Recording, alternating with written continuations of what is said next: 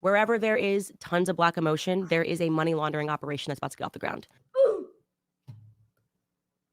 It's hard to frame that as racist. I want you to be aware that I was of the crowd that was wagging my finger at the All Lives Matter people. Hey, you can't do that. You're like, well, why you gotta say it like that? Why you gotta be that? You know what they mean? No, and I mean, I still stand by the fact that there's two different levels of that conversation. There's the people on the ground who are just like, well, we're just saying that black people matter. And then on the other side, well, we're just saying that all people matter. And then there was the level of like BLM, TM. And then the people who were using All Lives Matter and White Lives Matter and all that stuff. What a mess.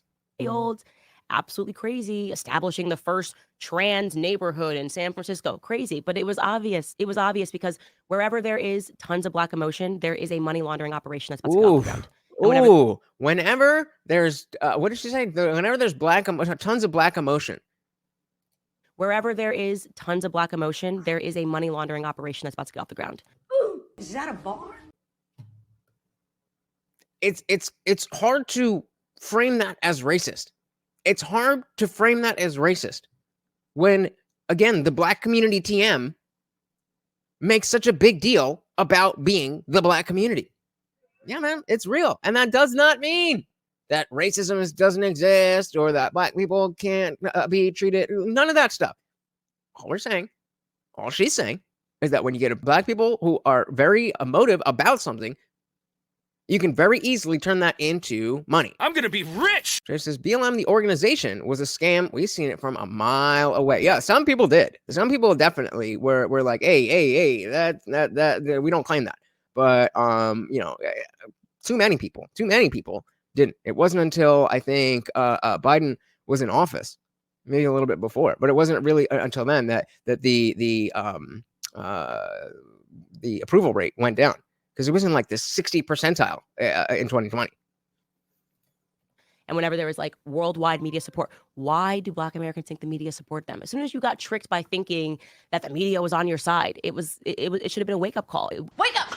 It went way too global, way too fast. Mm-hmm. Corporations suddenly, yes, we believe in this. And I knew that the end result was going to be that black American communities were going to be looted and rioted to the ground, and that they were training black Americans psychologically to believe that this was it. This was going to be what, the advancement. This is going to be good for your cause. Get behind this organization that's ultimately going to hurt you and set you back. So Zippy's asking why we have to assume all black people think alike. And it's somehow racist if you look at things on a case-by-case basis. Well, if you talk about the black community, the black community, the black community, the black community, the black community, the black community, all goddamn night and day, then you're priming whoever to look at the black community as a monolith by calling it a community. So I would say that because black people feel the need to segregate themselves, then that perception goes out to everybody else. Golly, that sounds simple enough. Which is what happened. Businesses moved out of black communities because why would you continue running a business if you're getting robbed and stolen from every 5 minutes? And now those communities are poorer. And now you have Rashida Tlaib saying, oh, Walgreens is racist because they are leaving, inner city communities. What would you like Walgreens to do? This is a for-profit business. So it incentivized bad behavior in the black community. And that's the other thing, is that too many people are too easily bought off by the nice words, the pandering. They're too put off by mean tweets and mean words. But you say nice things and just say, oh, okay. As if there's no there's no corruption, there's no lying, there's no dishonesty, there's no any of that. It's like, well, he said the nice things and that person said the bad thing. So obviously we got to go with the nice one. Like, what? Is that your level of thought? Shout out to Indyville. Welcome to the party. So for some reason, black grandmas always seem to love me. Weird flex, but okay. Dylan said, imagine being a liberal upset at Candace for saying this. Yeah, I mean, makes sense, though. It makes sense, doesn't it? You don't want this out there.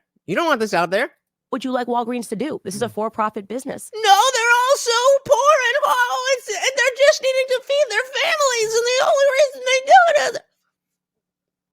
You can only go on that for so long. Shout out to Unwanted Foe. Welcome, welcome, welcome to the party. Good to see you. Good to see you.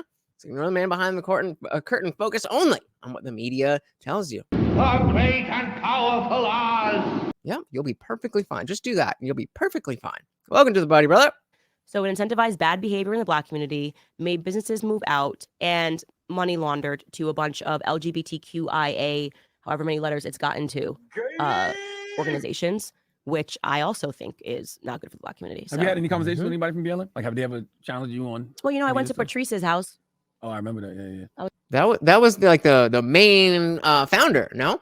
And like that's another thing, how they've created this intersection, I guess if you want to call it, of trans stuff and Black stuff.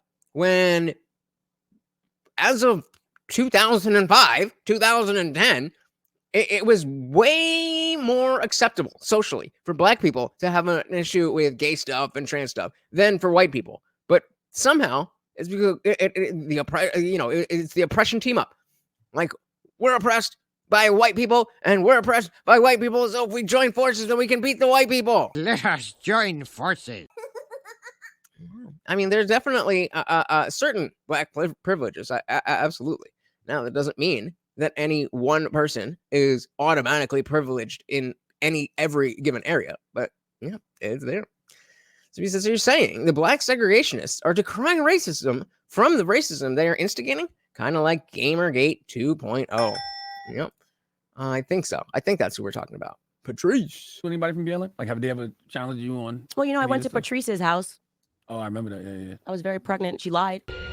You lied. Caught her in real time lying. Right? I was very polite when I rang the doorbell. I went to one of her houses. She's got a lot of houses. Thanks, BLM.